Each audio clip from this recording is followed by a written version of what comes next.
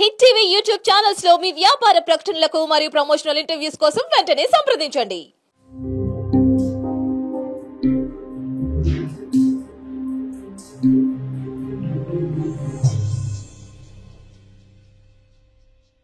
చెప్పండి సార్, ఏంటి మీ ప్రాబ్లం ఏంటి?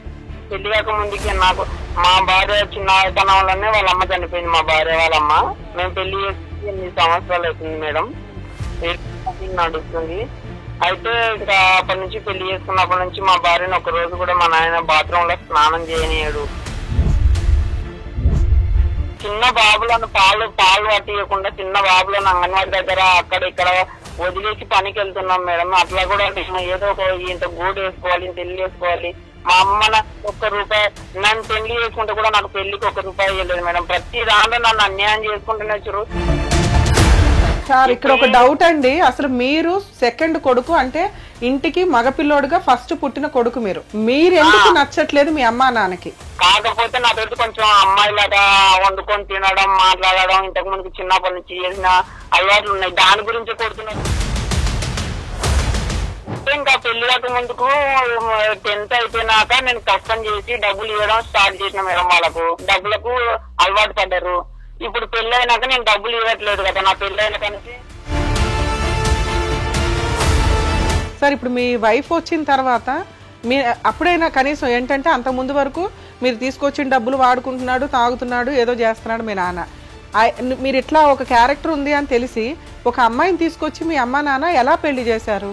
వాళ్ళకు ఒక డౌట్ ఉంది కదా, మీరు అమ్మాయిలాగా బిహేవ్ చేస్తున్నారు అని. ఒకవేళ మీరు నిజంగా అమ్మాయే అయితే ఆ చేసిన అమ్మాయి గొంతు కోసినట్లే కదా. ఎందుకు అలా పెళ్లి చేయాలని అనుకున్నారు మీ అమ్మా నాన్న? ఆ పెళ్లి ఎందుకు చేయాలనుకున్నాడు అంటే మా తమ్ముడు మా భార్యను దూషించి చాలా మాట్లాడిండు. అయినా కానీ నేను పట్టించుకోలేదు. ఏమన్నాడు సార్? అంటే నన్ను అన్నాడు, నేను ఇట్లా మంచిగా ఒక అమ్మాయిని చూసి పెళ్లి చేసుకోవాలి, అట్లా చేయకూడదు అమ్మాయిలని అంటే మా తమ్ముడు నీ లెక్క కుంచెరకల్లాన్ని నేను చేసుకుంటా, నేను నా ఇష్టం నేను కడుకుంటా, నీకు ఎవరో మాట్లాడి నీకని అన్నాడు. మాకు వీళ్ళ వల్ల చాలా ప్రాబ్లం అనుభవిస్తున్నాం మేడం. ఎదుర్కోలేకపోతున్నాం. ప్రతి దానికి మా తమ్ముడు వచ్చి మమ్మల్ని కింద మీనేసి కొడుతున్నాడు మేడం.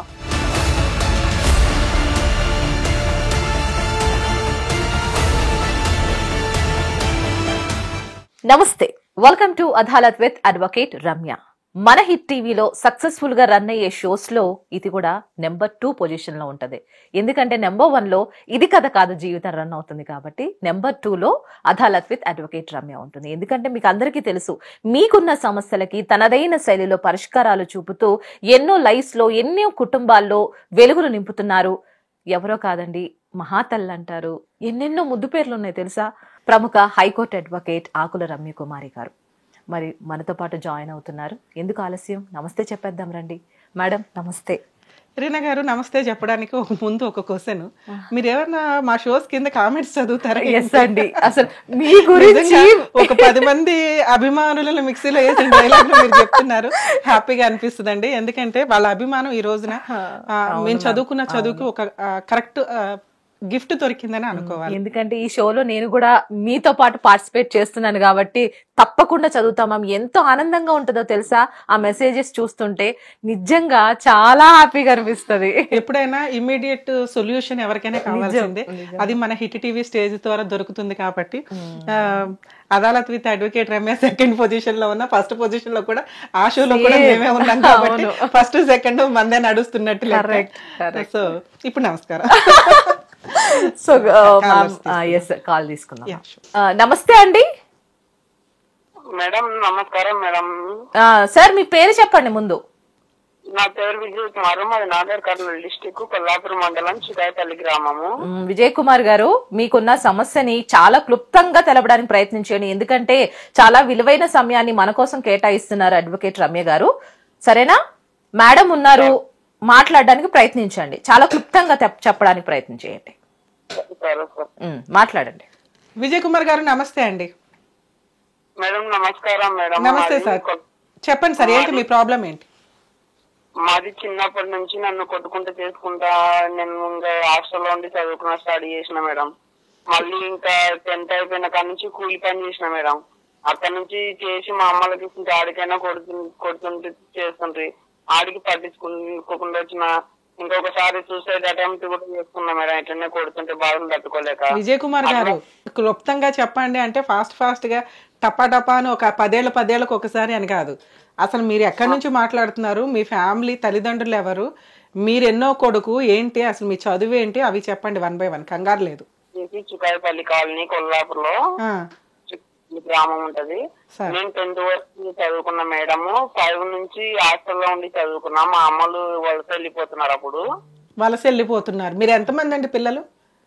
మేము 4 మేడం. నాకన్నా పెద్ద ఆమె ఫస్ట్ ఆమె ఊర్లోనే ఇచ్చినాము, మేము పెళ్లి చేసినాము. వాళ్ళు లవ్ మ్యారేజ్ చేసుకున్నారు. అయితే 2వ అబ్బాయిని నేను, నా తర్వాత మళ్ళీ ఒక చెల్లి ఉంటే మళ్ళీ వేరే 10 రూపాయల ఛార్జ్ లో తోముకుంట గ్రామం అని ఇచ్చినాము మా చెల్లిని. మా తమ్ముడు ఇంకొక ఆయన ఉన్నాడు. మేము 4 2 అబ్బాయిలము 2 అమ్మాయిలు. మీ వయసు ఎంత అండి? నాది ఇప్పుడు 30 సంవత్సరాలు మేడం. పెళ్ళయిందా? నాకు పెళ్ళయింది. ఒక 3 ఏళ్ళు 3 ఏళ్ళ బాబు, ఒక 1.5 సంవత్సరాల బాబు ఉన్నాడు మేడం. 2 పిల్లలు. ఓకే. మాది మా భార్యకు పెళ్లి కాక ముందుకి నాకు మా భార్య చిన్నతనం వల్లనే వాళ్ళ అమ్మ చనిపోయింది. మా భార్య వాళ్ళమ్మ. ఇంకా మా వాళ్ళ ఫాదర్ కొంచెం ఫిజికల్ గా బాగాలేకున్నారు, అంటే ఏజ్ బాగా అయిపోయినది. మేము పెళ్లి చేసి 8 సంవత్సరాలు అవుతుంది మేడం. నడుస్తుంది. అయితే ఇంకా అప్పటి నుంచి పెళ్లి చేసుకున్నప్పటి నుంచి మా భార్యను ఒక రోజు కూడా మా నాయన బాత్రూమ్ లో స్నానం చేయనీయడు. రోడ్డు విన్నే గోడ ఉంటది, గోడకు చీర అడ్డం కట్టుకొని పోసుకోవాలి. ఏంది ఇది అంటే ఇంకా మా అక్క చీర, మా అక్క రావడం, మా అక్క సపోర్ట్ ఎక్కువ ఉంది మేడం. సార్ నాకు అర్థం కాల. ఇప్పుడు మీకు పెళ్లి అయిన తర్వాత మీరు మీ అమ్మా నాన్నతో కలిసి ఉంటున్నారు? కలిసి ఒక 2 ఏళ్ళు ఉన్నాం మేడం. ఈ 2 ఏళ్లలో మీ నాన్నగారు మీ ఆవిడ్ని హింసించాడు? మా ఆమెను నన్ను హింసించాడు. మీరు ఇందాక స్టార్ట్ చేసింది ఏంటంటే, పెళ్లి అయినాక మా ఆవిడనే కాదండి, పెళ్లికి ముందు నన్ను కూడా హింసించారు, నన్ను ఏ రోజు ప్రాపర్ గా చూడలేదు, బాగా చదివించలేదు, తిండి పెట్టలేదు అని అంటున్నారు, అంతేనా?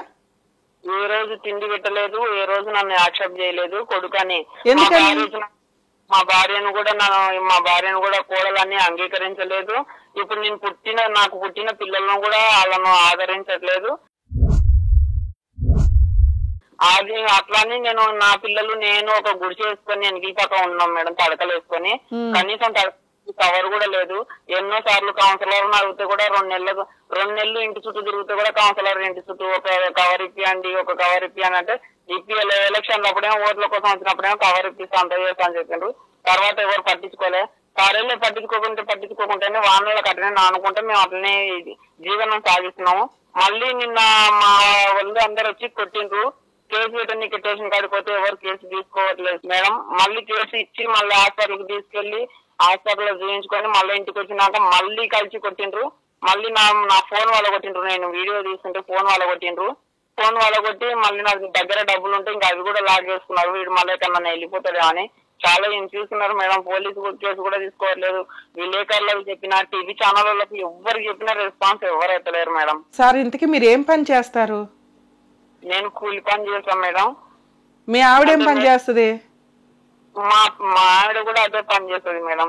ఎంత సంపాదిస్తారు రోజుకి మీరిద్దరు? మేమిద్దరం రోజు వెళ్తే నాకు ఒక 500 కూలి, ఆమెకు ఒక 400 కూలి వస్తుంది. చిన్న బాబులను పాలు పట్టియకుండా చిన్న బాబులను అంగన్వాడి దగ్గర అక్కడ ఇక్కడ వదిలేసి పనికి వెళ్తున్నాం మేడం. అట్లా కూడా ఏదో ఒక ఇంత గూడు వేసుకోవాలి, ఇంత ఇల్లు వేసుకోవాలి. మా అమ్మ నాకు ₹1 మా పాపకి పీడ్స్ వస్తే కూడా ₹1,00,000 ఖర్చు అయితే ₹1 ఇవ్వలేదు మేడం. నన్ను పెళ్లి చేసుకుంటే కూడా నాకు పెళ్లికి ₹1 ఇవ్వలేదు మేడం. ప్రతి దాంట్లో నన్ను అన్యాయం చేసుకుంటూనే వచ్చారు. సార్ ఇక్కడ ఒక డౌట్ అండి, అసలు మీరు సెకండ్ కొడుకు అంటే ఇంటికి మగపిల్లోడుగా ఫస్ట్ పుట్టిన కొడుకు మీరు, మీ అక్క తర్వాత మీరు మొదటి కొడుకు. మీరు ఎందుకు నచ్చట్లేదు మీ అమ్మా నాన్నకి? ఎందుకు నచ్చట్లేదో నాకు అర్థం కాలేదు. నాకు ఇప్పటికి వరకు అర్థమవుతలేదు మేడం. కాకపోతే నాతో కొంచెం అమ్మాయిలాగా వండుకొని తినడం, మాట్లాడడం, ఇంతకు ముందుకు చిన్నప్పటి నుంచి చేసిన అలవాట్లు ఉన్నాయి. దాని గురించి కొడుతున్నారు పెళ్లి కాక ముందు. కానీ ఇట్లా అనుకున్నా కానీ ఇప్పుడు అవన్నీ కావు మేడం. నాకు పెళ్లి అయింది, 2 పిల్లలు పుట్టిండ్రు, మా సంసారం ఏంది సాగదీస్తున్నాం. ఇప్పుడు నాకు పెళ్లి నుంచి ఇంకా దీనికి ఇల్లు పిల్లలు అయినరు, వీడింగ్ అని ఇంకా ఎక్కువ చేస్తున్నారు మేడం. ఇంకా సార్ ఇప్పుడు మీరు చెప్పిన దాంట్లో నాకు అర్థమైంది ఏంటంటే మీరు చిన్నప్పటి నుంచి ఒక అమ్మాయి లాగా రెడీ అవ్వడం బిహేవ్ చేయడం చేస్తున్నారు. అది మీ తల్లిదండ్రులకి నచ్చక మిమ్మల్ని ఏదో వంకతో కొట్టడం చేస్తూ వచ్చారు, సరిగ్గా చూడలా. మరి పెళ్ళయింది, ఇద్దరు పిల్లల్ని కన్నారు, మీరు మగాడని ప్రూవ్ చేసుకున్నారు కదా, పెళ్ళయినాక మీరు ఎందుకు నచ్చలేదు? పెళ్ళి అంటే ఇంకా పెళ్లి కాక ముందుకు 10th అయిపోయినాక నేను కష్టం చేసి డబ్బులు ఇవ్వడం స్టార్ట్ చేసిన మేడం. వాళ్ళకు నేను డబ్బులు ఇవ్వడం స్టార్ట్ చేసినాక వాళ్ళు బాగా డబ్బులకు అలవాటు పడ్డారు. ఇప్పుడు పెళ్లి అయినాక నేను డబ్బులు ఇవ్వట్లేదు కదా, నా పెళ్లి అయిన కనుక. సార్ ఇక్కడ ఒక క్లారిటీ, మీరు కొంచెం 10th క్లాస్ అయిపోయినాక ఏదో పని చేసుకుంటూ వచ్చిన డబ్బు ఇంట్లో ఇచ్చినప్పుడు అప్పుడు బాగా చూసారా మిమ్మల్ని? అప్పుడు కూడా సరే, అప్పుడు ఇప్పుడు శనివారం సాటర్డే పేమెంట్ వస్తుంది మేడం. సాటర్డే రోజు ఫ్రైడే రోజు చూసేది మంచిగా. మళ్ళీ మండే రోజు నేను ఒక 100 రూపీస్ దానిలో ఇప్పుడు ఒక మినిమం అంటే నేను వారం పెట్టి చేస్తే ఒక 1700 ఒక అప్పుడు 700 అంత తక్కువ ఉండే మేడం కూలి, అట్లా ఉండే తక్కువ ఉండే. 600 వస్తున్న కూలి. దానిలో ఒక 100 రూపీస్ మా నాన్నే మాట్లాడి ఆదివారం నీకు 100 డిస్కౌంట్ మాట్లాడుతుండ్రి. 100 తీసుకొని నిన్ను వాడుకుంటే ఇవెందుకు వాడుకుంటున్నావు అవెందుకు వాడుకుంటున్నావు. సో ఇప్పుడు మీరు పని చేసే చోట కూడా డైరెక్ట్ గా డబ్బులు మీ అమ్మా నాన్నే తీసుకునేవాళ్ళు, మీ నాన్నే తీసుకునేవాడు, మీకు ఓన్లీ ఒక 100 రూపాయలు మాత్రమే ఇచ్చేవాళ్ళు, అంతేనా? నాకు 100 రూపాయలు ఇచ్చేవాళ్ళు. అది మా నాన్న ఉంటేనే ఒకప్పుడు ఇచ్చేవాడు. మా నాన్న లేని సమయంలో నాకు అది కూడా ఇవ్వకపోయేది. వాళ్ళిద్దరు తాగి గొడవడి మళ్ళీ నా వెనుకే వచ్చేది నేను ఇడిపించడానికి పోతే.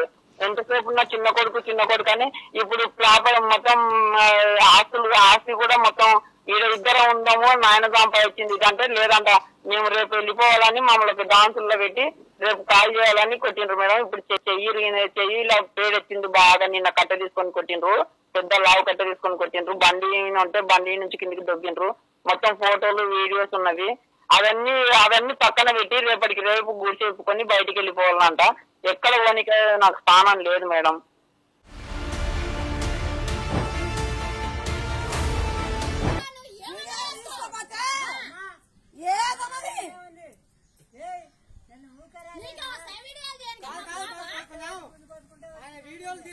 మీకోసం తీయకూడతారా? నేను తీస్తా. వీళ్ళ పరిష్కారం ఎవరు చెప్పలేకపోతున్నారు. స్టేషన్ కొట్టి కూడా కేసు తీసుకుంటలేరు మేడం. అయితే మా అత్తమ్మ కూడా అని చెప్పాను కదా మేడం, అంటే మా నాన్న వాళ్ళకు అల్లుడు, వాళ్ళ కొంచెం నేమ్ చేయను ఉంది మేడం. కొల్లాపూర్ లో కొంచెం నేమ్ చేయనున్నందుకు వీళ్ళు చెప్తున్నందుకు వాళ్ళు పోలీసులు ఎవరు యాక్షన్ తీసుకుంటలేరు మేడం ఇక్కడ. అందుకే నేను ఎవరికి ఫోన్ చేసినా ఎవరు కలుస్తలేదు మేడం. చాలా రోజులే మీకు ట్రై పెట్టి కూడా నేను. ఒక్క నిమిషం సార్, లీగల్ ప్రొసీడింగ్స్ చెప్తాను, కంగారు పడకండి. సార్ ఇప్పుడు మీ వైఫ్ వచ్చిన తర్వాత మీ అప్పుడైనా కనీసం ఏంటంటే అంత ముందు వరకు మీరు తీసుకొచ్చిన డబ్బులు వాడుకుంటున్నాడు, తాగుతున్నాడు, ఏదో చేస్తున్నాడు మీ నాన్న, మీరు ఇట్లా ఒక క్యారెక్టర్ ఉంది అని తెలిసి ఒక అమ్మాయిని తీసుకొచ్చి మీ అమ్మా నాన్న ఎలా పెళ్లి చేశారు?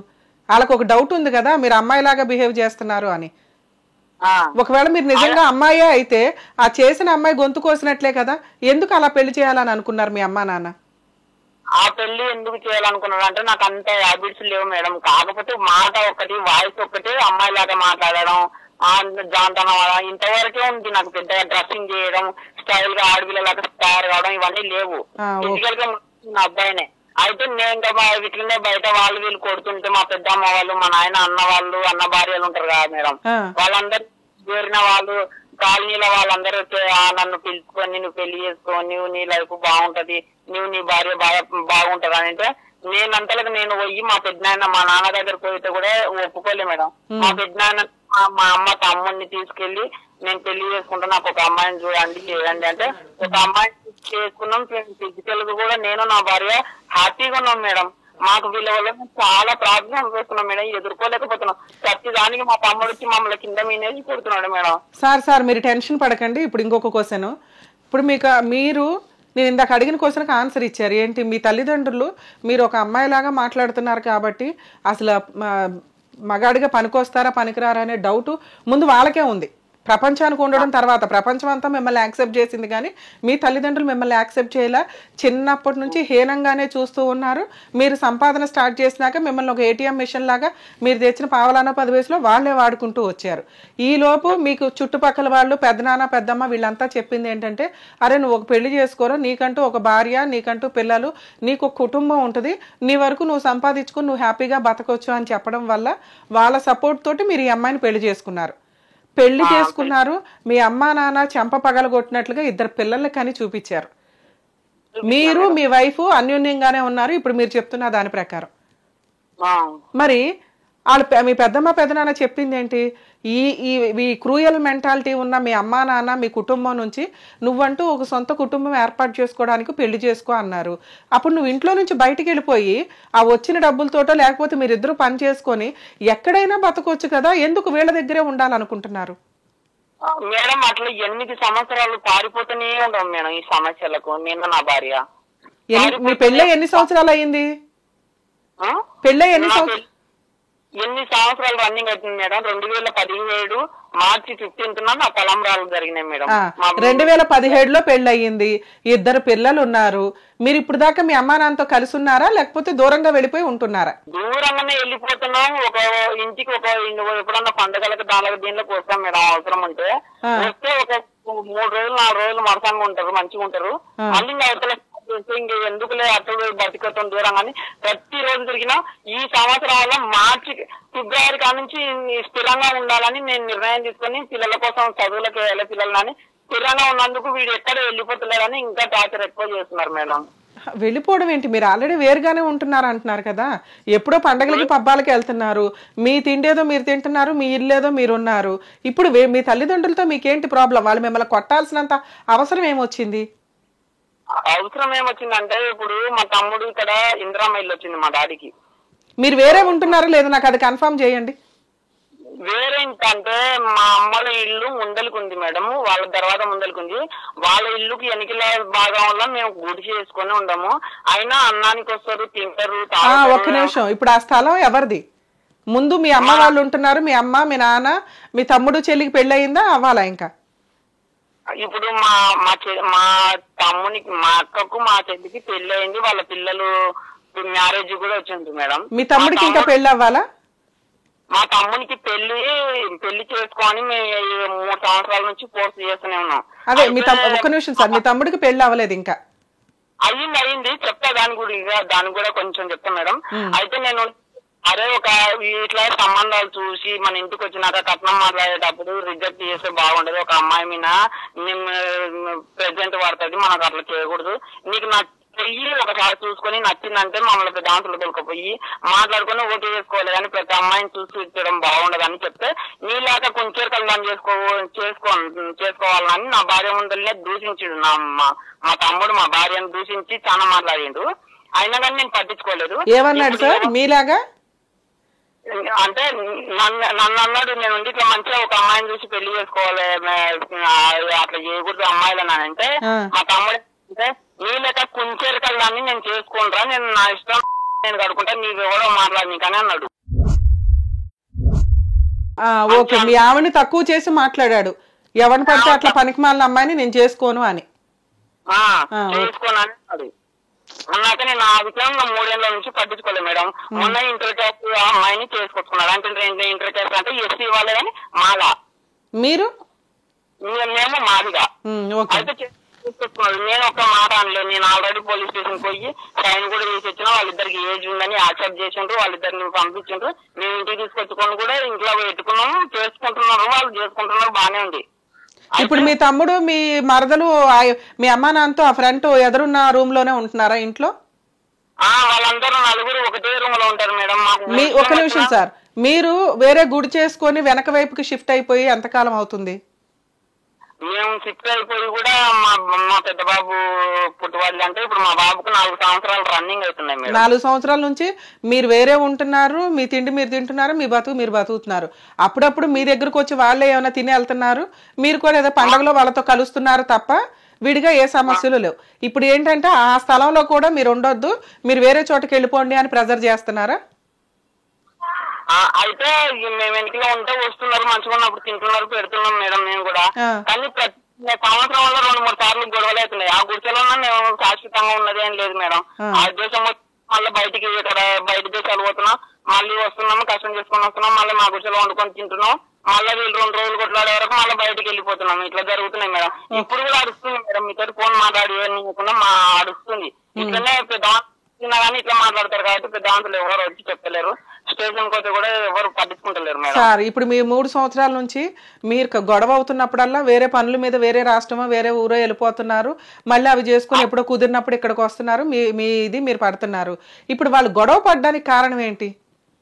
ఇప్పుడు గొడవ పడడానికి కారణం ఏంటంటే ఇప్పుడు నేను మా గుడిసె ఉంది కదా మేడం, పండుగని పెద్దమ్మ వాళ్ళను అంటే మా నాయన వాళ్ళ అన్న భార్యలను తోలుకొచ్చిన మేడం. నిన్న అన్నం తిందరారు తోలుకొస్తే వాళ్ళని దోషించి అంటే గలీజ్ గా కొట్టనీకి పోయి వాళ్ళని గలీజ్ గా. ఎందుకు వాళ్ళకి మీ అమ్మ వాళ్ళకి పడదా?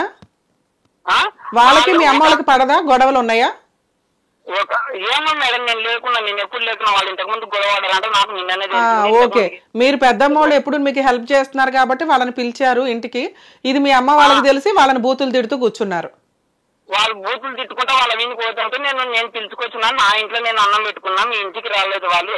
నా ఇంటికి వచ్చిందని మాట్లాడుతుంటే ఇంకా నన్ను కలిసి మా అక్క ఇక్కడ పక్కన ఉంటది, ఆమె మా అమ్మ ఫస్ట్ వచ్చిండ్రు మేడం. మా తమ్ముడు మా మరదలు లేకున్నారు, మా చెల్లి వాళ్ళ ఊరు వెళ్ళినారు పండుగకి. మా అమ్మ వచ్చి బాగా కొట్టినాక మేము పోయి కంప్లైంట్ ఇచ్చినాం. కంప్లైంట్ ఇచ్చి హాస్పిటల్ ట్రీట్మెంట్ చేయించుకొని మా ఇంటికి వచ్చిన. నేను రిటర్న్ వచ్చి పల్లికి 2 కిలోమీటర్లు నడుచుకుంటూ వచ్చేవరకే మా తమ్ముడు మా మరదలు మా చెల్లి ముగ్గురు వచ్చిండ్రు బండి మీద. వచ్చి నేను ఎదురుగా రోడ్డు మీద కూర్చున్నాను మేడం, రోడ్డే ఉంటది. రోడ్డు మీద కూర్చుని వాళ్ళు ఇంకా దూషించినట్టు మాట్లాడుతుంటే మీరు ఇవన్నీ నేను పోలీసులకు చూపిస్తాను, వీడియో తీసుకుంటే వచ్చి గుంజుకొని 5 మంది కలిసి కొట్టిండ్రు మేడం. కొట్టి ఫోన్ తీసుకొని చెత్తలో వాడేసిండ్రు. అవన్నీ డీటెయిల్స్ అన్ని రికార్డింగ్ లతో సహా అన్ని ఉన్నాయి, వీడియోస్ కూడా ఉన్నాయి మేడం నా దగ్గర. అన్ని చూపిస్తాం మేడం, వాళ్ళు ఎంత మీనికి వచ్చి ఎంత కొట్టింది కూడా చూపిస్తాం మేడం. అవి పోలీస్ స్టేషన్ లో కంప్లైంట్ ఇస్తే ఇచ్చారా? ఏ పోలీస్ స్టేషన్ లో ఇచ్చారు? మా కొల్లాపూర్ డివిజన్ పోలీస్ స్టేషన్ లో మండలంలో ఇచ్చినాం మేడం. మరి అక్కడ ఇట్లాంటి ఫ్యామిలీ డిస్ప్యూట్స్ లో 2 టైప్స్ ఉంటాయండి. ఒకటి 2 పార్టీలు పిలిచి గట్టిగా వార్నింగ్ ఇచ్చి ఇంకోసారి కొట్టుకోకూడదు అని చెప్పి కౌన్సిలింగ్ ఇచ్చి పంపిస్తారు. లేదా మీకు దెబ్బలు తగిలిన ఎవిడెన్స్లు అవన్నీ ప్రాపర్ గా ఉండి మీరు నాకు కేసే పెట్టండి అంటే మీ తరపు నుంచి కేసు బుక్ చేయాలి. చేశారా చేయలేదా? నిన్న పోతే నిన్న కేసు బుక్ చేయలే, మళ్ళీ ఈ రోజు పోయి నిన్న మళ్ళీ సార్ మళ్ళీ ఒక రిపోర్ట్ ఇచ్చిపోయినాక మళ్ళీ కొట్టిండాలి. మళ్ళీ 2వ రిపోర్ట్ కూడా నేను రాసిచ్చిన, అది కూడా తీసుకున్నాడు. నిన్ననేమో ఎస్ఐ దూషించిండు, బయటకు వచ్చేసి మళ్ళీ ఈ రోజు పొద్దున 8 గంటలకు పోయి అక్కడ కూర్చొని 10 వరకు వెయిట్ చేసి 10కి పోయినా. 10కి మళ్ళీ సార్ పిలిస్తే పోయినాక ఏమైంది ఏం కథ అంటే ఇట్లా సంగతి సార్ అని 2వ రిపోర్ట్ కూడా తీసుకుపోయి ఇచ్చిన, డాక్టర్ సర్టిఫికెట్ కూడా తీసుకుపోయి ఇచ్చిన. అయితే ఆయన ఆ ఫ్యామిలీని పిలిపించి మాట్లాడతాను చెప్తలేడు మేడం. కేసు ఫైల్ కావాలని నేను చెప్పిన. అంటే కేసు ఫైల్ అయితే ఏమవుతుంది, కోర్టుకు పోతే వాళ్ళు ఒక 500 కట్టి బయటకు వస్తారు, ఏం ఉండదు, ఏం లేదు. కానీ మీరు రేపు నేను వేరే మనిషిని పంపిస్తా, ఆ మనిషి వచ్చి మీ ఇంటికాడ మాట్లాడుకొని వస్తాడని చెప్తున్నాడు మేడం ఎస్ఐ. అంతే. ఇంకా సరే సార్, మీరు లైన్ లో ఉండండి, నేను ఏం చేయాలి ఎట్లా చేస్తే బెటరో చెప్తాను మీకు. Okay sir. రీనా, ఈ కేసు గురించి నేను ఒక 3 పాయింట్స్ మెయిన్ గా మన వ్యూవర్స్ కి చెప్పాలనుకుంటున్నాను. చాలా సందర్భాల్లో మనం వింటాం, ఈ రోజున సోషల్ మీడియా వచ్చింది కాబట్టి బాడీలో పుట్టిన ఒక మగపిల్లలాగా ఆడపిల్లలాగా కాకుండా డ్రెస్ చేంజెస్ కానీ, అపీరెన్స్ చేంజెస్ కానీ, వాయిస్ చేంజెస్ కానీ ఇట్లా ఉంటే సొసైటీలో అదొక తప్పులాగా వాళ్ళు చేసేది ఏం లేదు. ఎందుకంటే అది హార్మోన్లో వచ్చిన డ్యామేజ్. కనింది మీరిద్దరే. మీకు పుట్టిన పిల్లో కొంచెం తేడాగా ఉండగానే ముందు కుటుంబమే వెలివేస్తుంది వాళ్ళు. అలా సూసైడ్లు చేసుకున్న వాళ్ళు బోలు మంది ఉన్నారు. మనం ఇప్పుడు ట్రాన్స్జెండర్స్ని ఎవరినన్నా ఒక ఇంటర్వ్యూ చేస్తే నిజంగా వాళ్ళ కష్టాలు వాళ్ళ బాధలు మనం ఎంత దారుణంగా అనిపిస్తుంది అంటే, అరే సొంత కుటుంబ సభ్యులే వాళ్ళని ఆదరించకపోతే సొసైటీ ఒక హీనంగా చూస్తున్న సందర్భాల నుంచి ఈ రోజున కనీసం యాక్సెప్ట్ చేసి లా అండ్ ఆర్డర్లో చేంజెస్ తీసుకొచ్చే రేంజ్కి వచ్చింది. ఇంకా ఆ ప్రాసెస్లో కొంచెంగా మనం యాక్సెప్ట్ చేయాల్సిన పరిస్థితి. సోషల్ మీడియా చూసినాక అదొక మామూలు ట్రెండీగా కూడా అయిపోయింది ఒక రకంగా. అంటే మేబీ సొసైటీ చేంజ్ అవుతూ ఉంది. ఈయన కేసు మనం వింటే నిజంగా బాధాకరమైన విషయం. ఒక కొడుకుగా పుట్టడం అంటే గొప్పే, కానీ ఎప్పుడైతే అతను వాయిస్, అతనేం పెద్ద మళ్ళీ 2 పిల్లలకి అన్నాడు, పెళ్లి చేసుకున్నాడు, సంపాదిస్తున్నాడు, అయినా కూడా తల్లిదండ్రులు అతన్ని చాలా హీనంగా చూస్తూ, తల్లిదండ్రులే అలా చూసినప్పుడు మిగతా కజిన్స్ ఎట్లా చూస్తారు? వాళ్ళు అలాగే చూసుకుంటూ వెళ్తారు. సో వాళ్ళు అక్క గాని మిగతా తమ్ముడు చెల్లి గాని ఒక హీనంగా చూడటం ఇతన్ని. ఆ వాయిస్ ఒక్కటి లేడీ వాయిస్ లో ఉంది అని నాకైతే బాగానే అనిపిస్తుంది.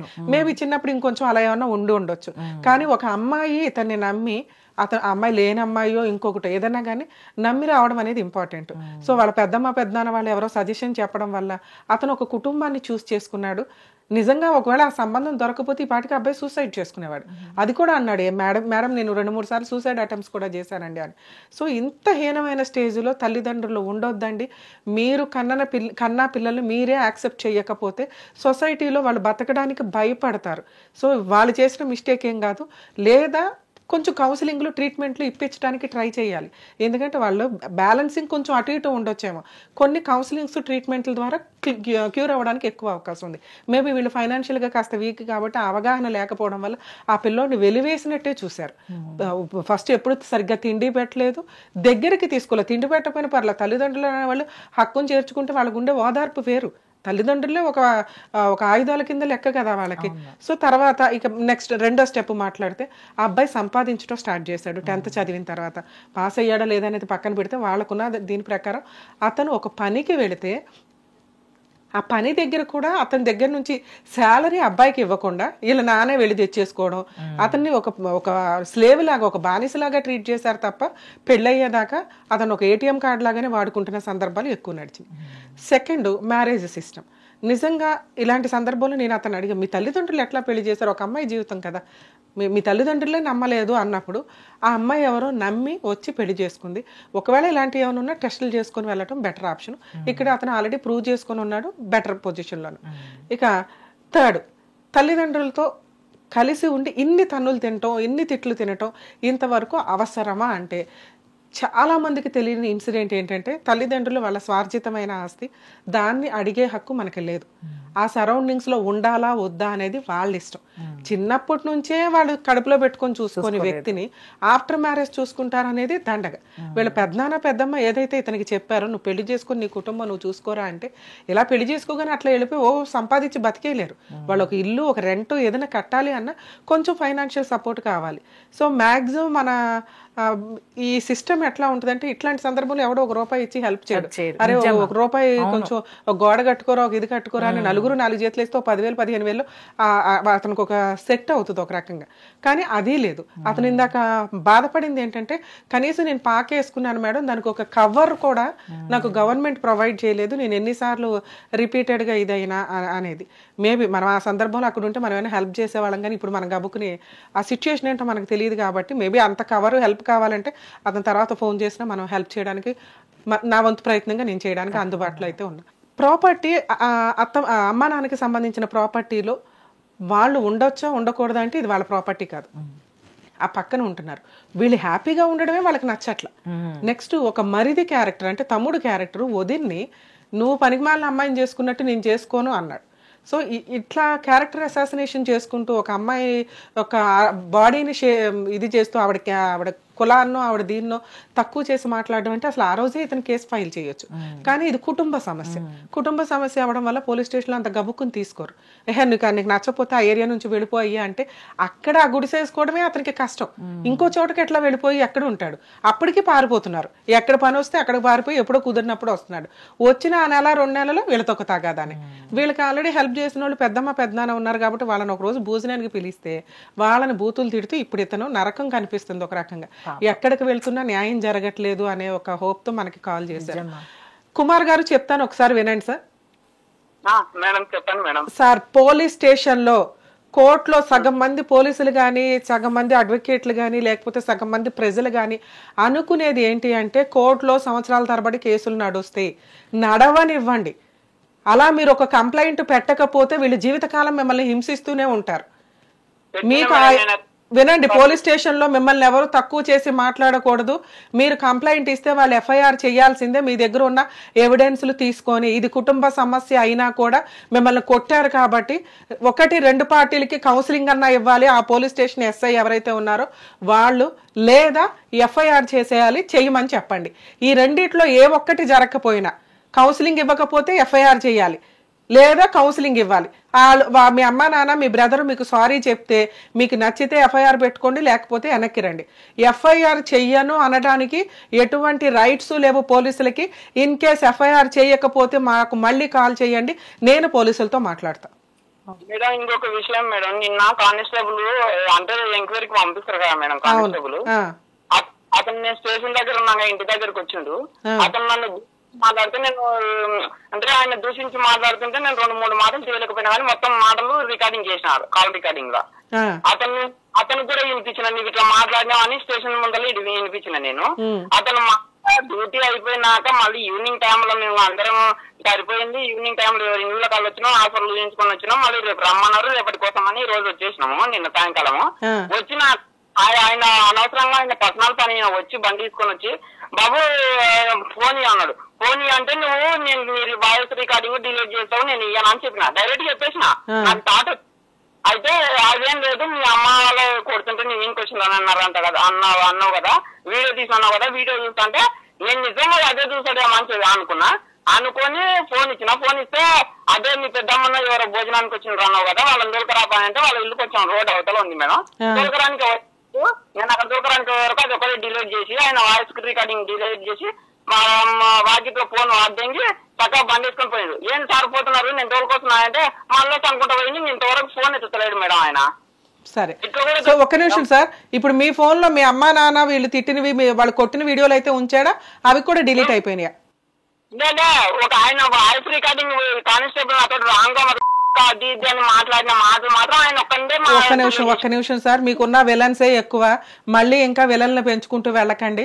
యాక్చువల్గా పోలీసులు కొంచెం మా వ్యూవర్స్ తరపు నుంచి, మా హిట్ టీవీ తరపు నుంచి మేము రిక్వెస్ట్ చేస్తున్నామండి, బాధితులు మీ దగ్గరికి వచ్చేది రక్షణ కోసం, హెల్ప్ కోసం, అది మీ డ్యూటీ. మీరు శాలరీస్ తీసుకునేది వాళ్ళకి హెల్ప్ చేయడం కోసం, వాళ్ళని బూతులు తిట్టడానికో వాళ్ళ అనవసరంగా కొట్టడానికో కాదు. ఇంకొకసారి ఇలాంటివి కనుక రిపీట్ అయితే మా దృష్టికి వస్తే మేము మాత్రం దీన్ని పబ్లిక్లో క్లియర్గా మెన్షన్ చేయడం జరిగిద్ది. ఇది దృష్టిలో పెట్టుకోమని పోలీస్ డిపార్ట్మెంట్కి నా పర్సనల్ రిక్వెస్ట్. నాన్న కుమార్ గారు వినండి, అతనిది ఏదో డిలీట్ అయిపోయింది, అతను పోతాడు, కానీ మీ దగ్గర ఉన్న ఎవిడెన్స్ తోటి ఇప్పుడు మీరు పోలీస్ స్టేషన్లో ఏదైతే సార్ మాట్లాడమంటారో ఆయనకి ఒకటే రిక్వెస్ట్ చేయండి, మీరు రేజ్ అవ్వద్దు, సీరియస్ అవ్వద్దు. ఎప్పుడు కూడా పోలీసుల మీద వాయిస్ రేస్ చేసే రైట్స్ మనకి లేవు. మనం పని చేయించుకోవడానికి వెళ్ళాం, జాగ్రత్తగా మన కష్టం చెప్పి వినాలి. వాళ్ళు ఏదైనా నిజంగా బూతులు అంటే అది గుర్తుపెట్టుకోండి, జడ్జికి మ్యాజిస్ట్రేట్ దగ్గరికి వెళ్ళినప్పుడు మీరు చెప్పొచ్చు అంత అవసరం అనుకుంటే. అర్థమవుతుందా? ఇప్పుడు మీరు రిక్వెస్ట్ చేసేది మమ్మల్ని ఏంటి అంటే, మేడం కేసు తీసుకోవట్లేదు, మా తల్లిదండ్రులతోటి నాకు ఇబ్బంది ఉంది అని. సో మిమ్మల్ని ఆ ఇంటి దగ్గర నుంచి ఖాళీ చేయించే రైట్స్ ఎవరికీ లేవండి. మీరు అక్కడ ఉంటారా ఉండరా అనేది మీ పర్సనల్ విషయం. 2, పోలీస్ స్టేషన్లో మీకు 100% న్యాయం జరగాలి. మీ దగ్గర ఉన్న ఎవిడెన్స్లన్నీ కూడా ఒక పెన్ డ్రైవ్లో కాపీ చేయండి, కొన్ని ఫొటోస్ కూడా తీయండి, ఎఫ్ఐఆర్ చెయ్యమని అడగండి. అది సంవత్సరం నడుస్తుందా 10 సంవత్సరాలు నడుస్తుందా నడవనివ్వండి. అది డిస్మిస్ అయినా పర్వాలా కోర్టులో, ఎందుకంటే మిమ్మల్ని కొట్టింది నిజం, మీ దగ్గర ఉన్న సాక్ష్యాలు నిజం, మీరేమి వాటిని మార్ఫింగ్ చేయలేదు. సో కాబట్టి మీ తల్లిదండ్రులు కొంత కంట్రోల్ అవ్వడానికి అవకాశం ఉంది. మీ బ్రదరు మీ అక్క వాళ్ళు కొంచెం కంట్రోల్ అవుతారు. రేపు మీతో ఏదైనా సెటిల్మెంట్ చేసుకొని, అరే ఇంకోసారి నిన్ను ఇట్లా మాట్లాడడం, మీ భార్యని ఇట్లా తక్కువ చేసి మాట్లాడడం, మేము ఇక నుంచి జాగ్రత్తగానే ఉంటాం, మీ మనాన్ని మీరు ఉండండి, మా మనాన్ని మేము ఉంటాము అంటే మీరు అప్పుడు కేసుని లోక్ అదాలత్లో పెట్టి విత్డ్రా చేసుకోండి. ఇప్పుడు నేను చెప్పేది ఏంటంటే 2 ఆప్షన్స్ మీకు. పోలీసులతో మాట్లాడండి, మేము ఇట్లా హిట్ టీవీలో మాట్లాడామండి అని చెప్పి. మీరు చేయాల్సిన పని ఎఫ్ఐఆర్ చేస్తారా చెయ్యండి, లేదా కౌన్సిలింగ్ ఇస్తారా, ఇద్దరికి కౌన్సిలింగ్ ఇవ్వండి. వాళ్ళు సారీ చెప్పి ఇంకోసారి నా పర్సనల్ లైఫ్లో ఇన్వాల్వ్ అవ్వను అంటే నేను కంప్లైంట్ విత్డ్రా చేసుకుంటా. ఈ 2 అడగండి. అప్పుడు వాళ్ళు అనేది ఏంటంటే మేము కౌన్సిలింగ్ ఇవ్వము, ఎఫ్ఐఆర్ చెయ్యము అంటే మాకు కాల్ చేయండి. లేదు ఎఫ్ఐఆర్ చేస్తాము, సంవత్సరాల తరబడి నువ్వు కోర్టు చుట్టూ తిరగాలంటే అలాగే సార్ తిరుగుతాను, న్యాయం కోసం ఎన్ని సంవత్సరాలన్నా తిరుగుతాను అని చెప్పండి. అట్లే మేడం, అదే మాట విషయం నేను ఆల్రెడీ ఎఫ్ఐఆర్ తోటి క్లియర్ గా చిన్నగా మాట్లాడొచ్చిన, వాయిస్ రేజ్ చేయకుండా అన్ని మాట్లాడుతున్నా. కానిస్టేబుల్ విషయం కూడా చెప్పినా, కానీ ఇవన్నీ సంబంధం లేదు సార్. ఎందుకంటే వాళ్ళు మా సార్ కోసం కానిస్టేబుల్ విషయం ఇవన్నీ రిపీట్ చేయకండి. ఎప్పుడంటే కానిస్టేబుల్ ఒక్కడు మనతో టార్గెట్ పెట్టుకున్నప్పుడు అది వేరే, ఇది నీ కుటుంబ సమస్య. దీన్ని ముందు హైలైట్ చేసుకుంటూ వెళ్ళండి. ఇన్ కేస్ అక్కడ ఏదైనా తేడా అనిపిస్తే మాకు కాల్ చేయండి. ఓకేనా? ఆల్ ది బెస్ట్ అండి. రీనా గారు, అతను క్లైమాక్స్ లో మనకి చెప్పిన ఇంకొక మాట ఏంటంటే కానిస్టేబుల్ బూతులు తిట్టాడండి ఎంక్వైరీ కోసం వచ్చి అని.